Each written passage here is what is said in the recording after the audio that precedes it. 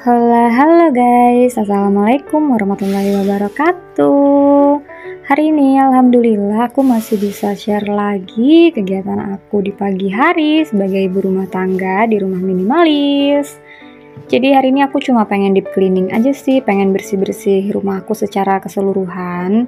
Jadi aku pengen bersihin kompor, bersihin dapur, bersihin ruang tamu, bersihin ruang keluarga. Pokoknya aku mau nyapu-nyapu dan ngepel-ngepel. Pokoknya hari ini edisinya tuh deep cleaning. Jadi temenin aku ya sampai selesai beberesnya. Cuman daripada bosen ya ngeliatin aku beberes dan ngeliatin aku ngejelasin aja, maksudnya ngedengerin aku ngejelasin aja, mendingan kita sambil ngobrol-ngobrol yuk. Nah jadi kemarin itu kan orang tua aku tuh abis nginep gitu ya di rumah aku, jadi kita tuh cerita lama banget sampai tengah malam, nostalgia kehidupan zaman dulu. Cile, nostalgia nggak tuh? Jadi hari ini aku mau sharing aja sih, mungkin ada beberapa hal yang bisa diambil kali ya. Semoga bisa bermanfaat. Oke, sebelum aku masuk ke inti cerita, aku ceritain di awalnya dulu nih. Nah, jadi aku tuh lahir itu tahun 1993 guys. Aku lahir itu di Kota Palangkaraya, Kalimantan Tengah. Sama-sama satu provinsi sama tempat tinggal aku sekarang di Pangkalan Bun, tapi kalau Palangkaraya itu ibu kota provinsi, sedangkan kalau Pangkalan Bun itu di kabupatennya. Nah, jadi dulu itu aku tinggalnya di Palangkaraya ya, waktu bayi gitu, karena aku tuh tahun 93 itu, aku kan baru lahir, dan babah aku itu ternyata alhamdulillah keterima sebagai pegawai negeri, tapi di kota Pangkalan Bun, jadi kita harus hijrah gitu. Cuman aku masih bayi, aku nggak ngerti sih, aku juga nggak tahu, jadi aku tuh cuma diceritain.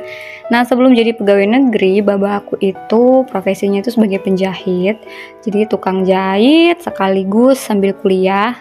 Nah pas udah lulus kuliah, terus alhamdulillah itu keterimalah ini di Pangkalan Bun jadi guru ya, guru agama Islam. Akhirnya kita pindah, cuman aku nggak terlalu ingat sih kegiatan, aku nggak terlalu ingat gitu ya memorinya, karena aku masih kecil banget. Cuman dulu itu katanya sih kita pernah ngontrak rumah di Barakan gitu. Tahu Barakan gak sih, kayak kos-kosan ya, tapi kalau di sini tuh nyebutnya sih Barakan. Jadi pernah ngekos, cuman aku nggak ingat. Nah yang aku ingat itu aku udah TK aja, udah punya adik. Nah kita tuh tinggal di rumah sekolahan, jadi ada kelas gitu di zaman dulu itu ya, tahun berapa sih aku lupa, pokoknya waktu aku TK lah. Jadi kita tuh tinggal di kelas yang udah nggak kepake. Jadi kelas itu direnovasi supaya bisa jadi tempat tinggal. Nah, jadi di situ nggak cuma kita sih, ada beberapa guru-guru lain juga yang tinggal juga di rumah kelas. Jadi bener-bener kayak perjuangan lah gitu kan. Nah, jadi babah aku itu pagi kerja sebagai guru di sekolah negeri, sorenya jadi guru juga di sekolah swasta, terus malamnya ngejahit.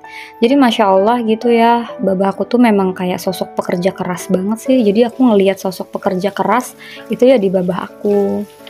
Jadi zaman dulu waktu masih ada kakak aku aja sendiri, nah itu tuh mama sama babah aku tuh jualan. Jadi setiap babah aku kuliah ke kampus gitu, bawa ini popcorn, pokoknya apa aja yang bisa dikerjain tuh dikerjain deh.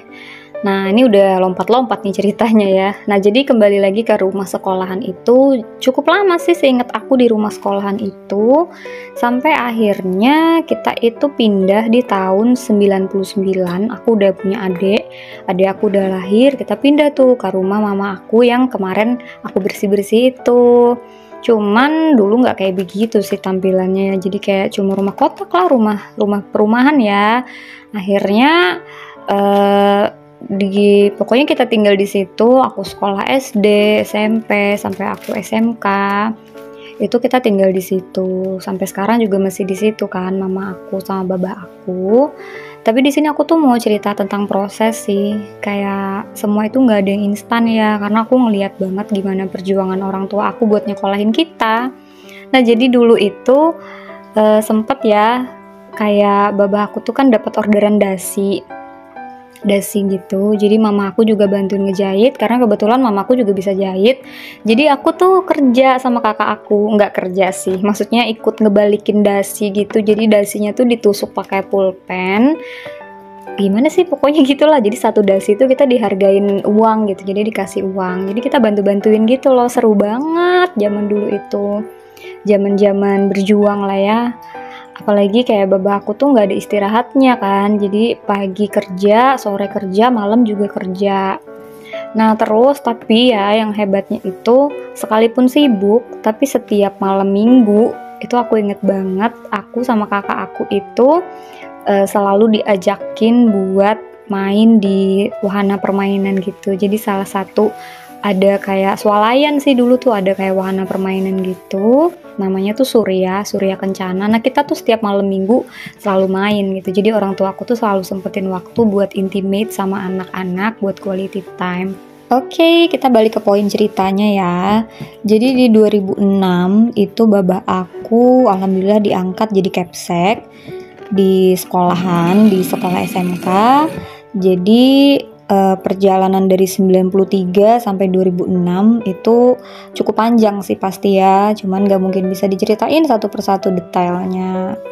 Jadi pada saat jadi capsek itu, tapi baba aku juga masih tetap ngejahit, masih buat mencukupi, karena kalau misalnya mengandalkan cuma satu pekerjaan itu nggak akan cukup untuk membiayai 3 anak yang semuanya sekolah. Nah terus baba aku tuh juga selain ngejahit itu juga kerja jadi agen asuransi gitu. Nah alhamdulillah banget kita itu, aku sama kakak aku itu bisa nyelesain kuliah itu dari uang hasil baba aku kerja sebagai agen asuransi. Jadi bener-bener gimana ya, kayak perjuangan panjang aja sih yang tidak pernah putus, tapi Allah itu tidak akan mengkhianati gitu ya, maksudnya kerja keras itu tidak akan mengkhianati hasilnya. Nah selain itu juga mama aku itu juga jualan, jadi kayak jual beli tas. Cuman semenjak kemarin pandemi itu mama aku udah nggak pernah jualan lagi. Lah dari 2006 ini aku jauh banget melangkah ke 2020 ya. Pokoknya kalau udah cerita masa lalu itu pasti bolak-balik ini alurnya guys. Oke, terus aku balik lagi ya ke alur di tahun yang 2006. Nah, jadi pada saat itu tuh kita belum punya mobil, jadi masih pakai motor, 2 motor. Alhamdulillah gitu ya kita punya motor. Nah, jadi kalau misalnya kita tuh mau pulang kampung, mau liburan atau lebaran ke Palangkaraya itu kita tuh naik motor. Jadi perjalanan 10 jam itu kita naik motor. Tapi bukan 2006 sih itu. Pokoknya kita sebelum punya mobil tuh kita naik motor lah pokoknya. Aku lupa sih tahunnya ya. Kita naik motor, perjalanan 10 jam, hujan-hujanan, panas-panasan, seru sih. Jadi kan itu bener-bener intimate banget dan momen banget sih yang gak bisa dilupain.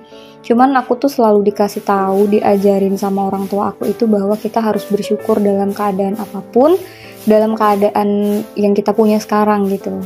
Karena masih banyak orang yang jauh kurang beruntung. Kalau kita ngeliat ke atas terus, kita bakal kesandung.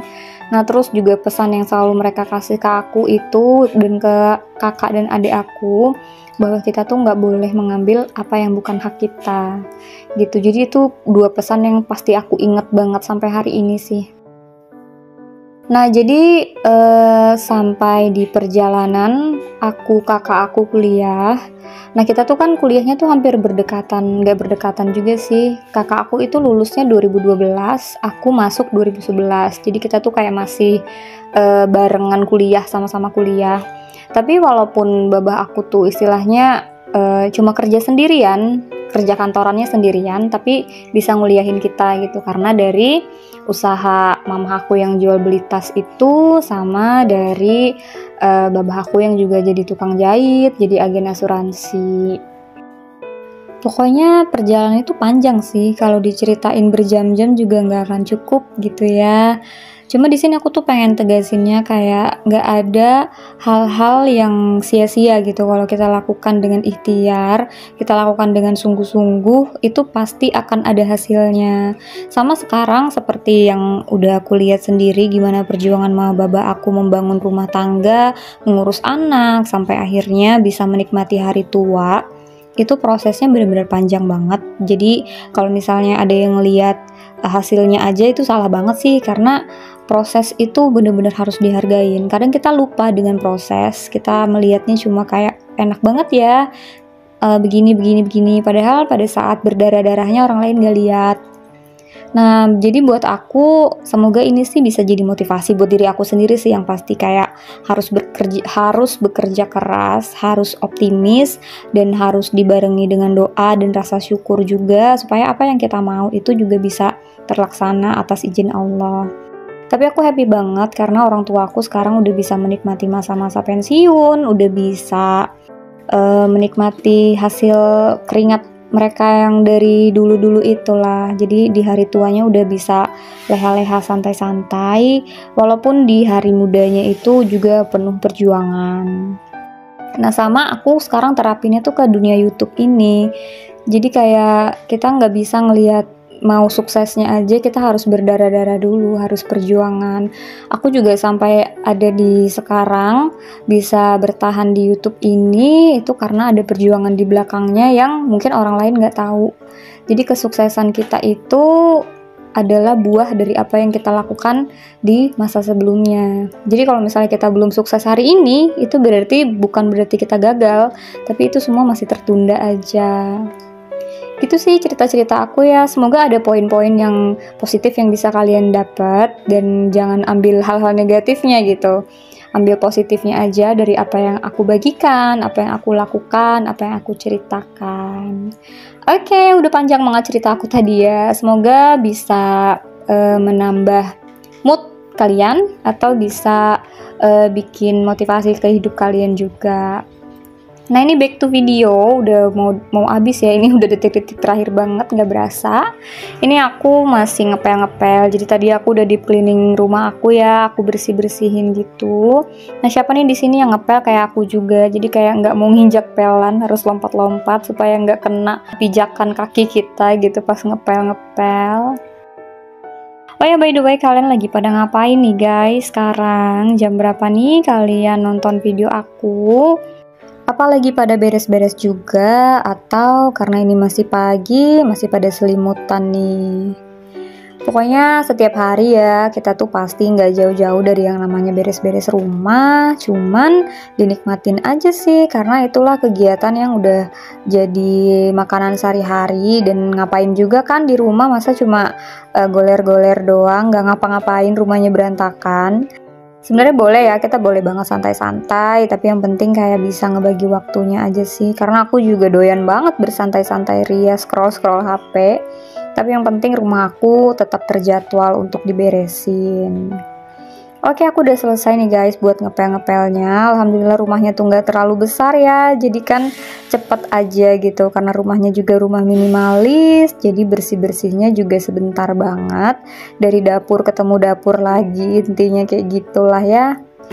Oke, ini udah selesai untuk aku taruh pel. Sekarang aku lanjut ini, mau simpen lagi untuk tungku kompor aku yang tadi udah aku cuci dan udah aku tirisin. Alhamdulillah sekarang rumah aku tuh udah lumayan lah ya. Kalau tadi udah cukup kotor banget, apalagi di bawah kompor, karena tuh kemarin aku masak terus ketumpahan minyak gitu di dalam di bawah kompornya gitu loh. Jadi kotor banget.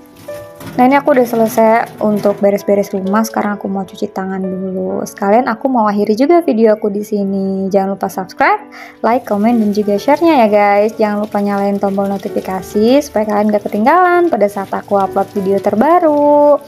Thank you for watching. Wassalamualaikum warahmatullahi wabarakatuh.